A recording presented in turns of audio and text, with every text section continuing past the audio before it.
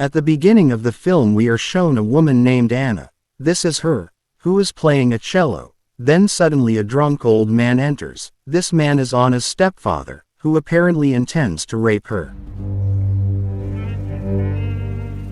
When the stepfather was about to open his trousers, with all his strength Anna kicked the man until he fell, and accidentally a sharp object penetrated the man's neck and he died right then and there.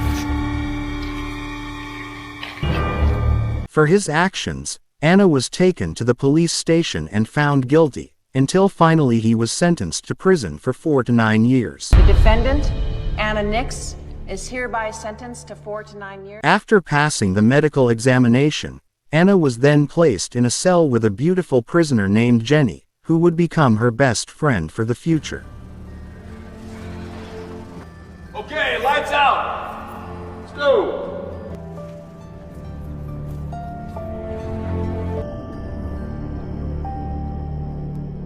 Long story short, that afternoon Anna and the inmates were left to wander around the field to build chemistry with other inmates, but at that time Anna was approached by a gang leader named Cody, who immediately refused the gang leader's invitation.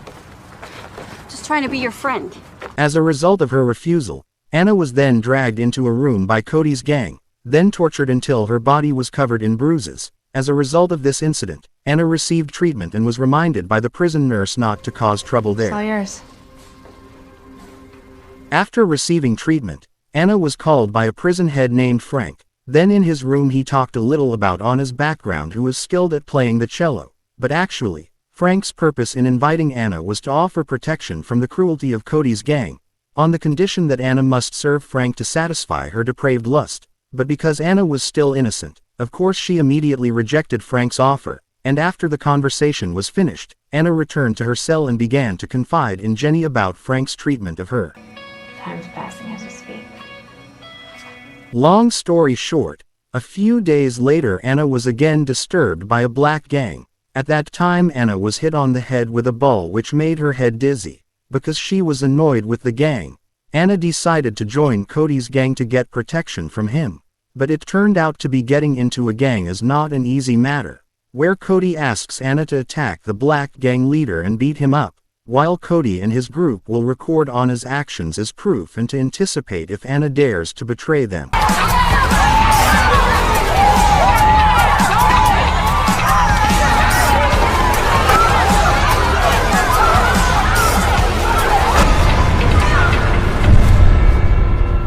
Anna was then called to Frank's room to be offered relief again on the condition that Anna had to do what Frank wanted. You should, consider yourself lucky. Because she didn't want to be returned to the isolation room, Anna finally decided to obey Frank's wishes by sucking his penis.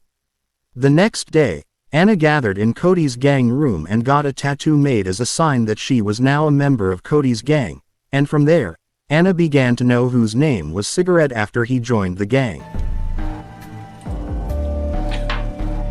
The next day Anna was visited by her mother, but what she got was not happiness but a fight, because it turned out that her mother still believed that Anna had really killed her husband. You deserve to be in here.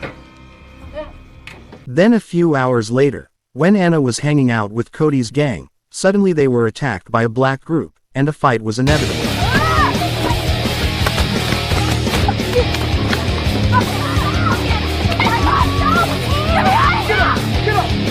Oh, is that right? And again, as a result of this incident, Anna had to deal with Frank, who of course had to provide the best service so he wouldn't be put in an isolation room. Day by day Anna's attitude changed and began to become uncontrollable. This was due to mental pressure from Frank's actions and the drugs she always consumed, until one day when Anna was consuming drugs, Cody, who still had feelings of concern, tried to persuade her. Anna asked him to stop wearing it, but Anna refused and instead shouted hysterically, inviting the guards to come towards them. Anna also threatened to commit suicide, but the officer managed to thwart the plan, after which Anna was locked up again in the isolation room, of course without using anything to cover her beautiful body. This time Anna felt very stressed and hopeless, so she tried to commit suicide by slicing her hand using a sharp object, and after the suicide was completed, Anna fainted with her body covered in blood.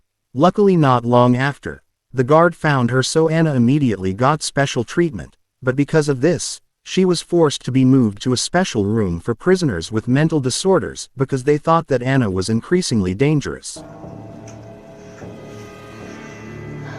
Received information that her child was mentally ill, the mother finally broke down and went back to visit her child in prison. She said to Anna that this was all her fault, and she also promised to find a way to free him from there. I'll talk to the judge.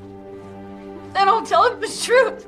After finishing with her mother, Anna was immediately called by Frank to explain all her actions when she was in the isolation room. But because Frank likes Anna, he won't mind this. However, if Anna repeats her mistakes, then she will be sent to the same place, crueler than where she lives now. Hearing this, Anna started to get scared and apologized to Frank and promised not to do it again, but Anna also asked to keep Cody's gang away from him. We'll see about that. After a short meeting with Frank, Anna finally returned to her cell. Then she also started to change and intended to be better and not cause any more problems in the future. But Anna's suffering apparently had not stopped there, because at lunch she returned, harassed by Cody's gang and a black gang at the same time. Apparently this was because Anna had left Cody's gang. Long story short, night arrived. When Anna was cleaning the floor, she was again called by Frank, but this time Anna was told to practice using the cello again, because soon there would be a talent performance event for the inmates. Come on. Play it. The next day, Anna received a letter from someone saying that you will die, and not long after, Cody and his gang immediately attacked Anna and injured her using a sharp object right on her cheek. Even Anna's fingers were stepped on so that she couldn't play the cello anymore. Fuck her up. After everything was finished, Anna was taken back to the treatment room, and this time Frank went straight to Anna to ask about the chronology of what happened to her. Anna said that Cody was the mastermind behind it all, but cruelly, Frank still managed to touch Anna's thigh in front of the nurse, always a place to vent.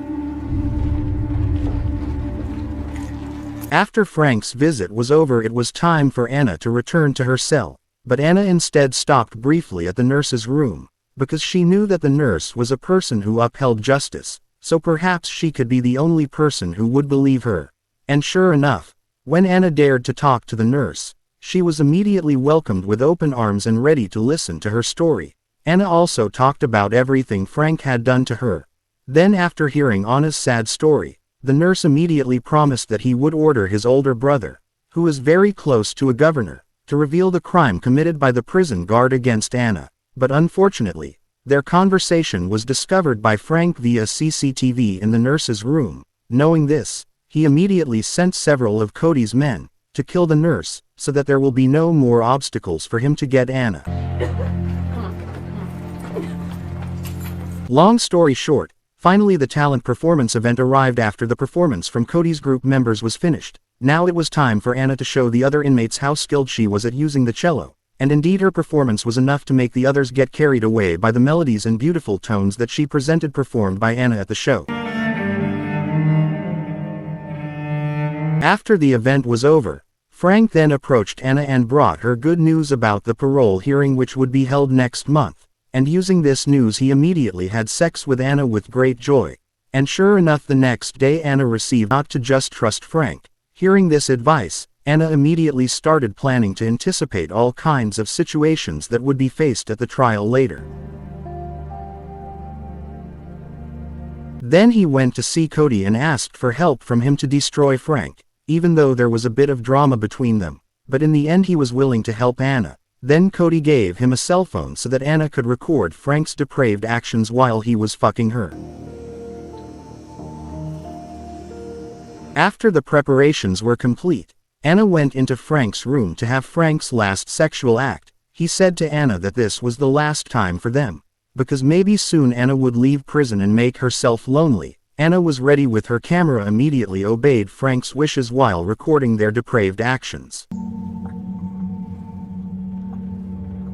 Long story short, when the trial arrived, Anna was asked several questions about the reasons why she should be released, where Anna only answered that her attitude had changed 180 degrees. After she was in prison, Hearing this, the court began to deliberate about what decision should be given to Anna. They also saw Anna's curriculum vitae, which was very far from criminal activity. In fact, Anna tended to be a good child and also smart. So that made the court decide to release Anna. But when Frank spoke up, he said that Anna should not be released earlier, because of the reason, he had to be trained first, due to a case he committed 1 year ago. Hearing this from the prison head made the court again unsure of Anna and cancelled her parole. Anna knew that a situation like this would happen, immediately took out his cell phone, and showed an embarrassing video that he had done with the prison head, and the video immediately reaped the pros and cons, so that the court decided to immediately arrest the prison head right then and there. Officer, please detain this man.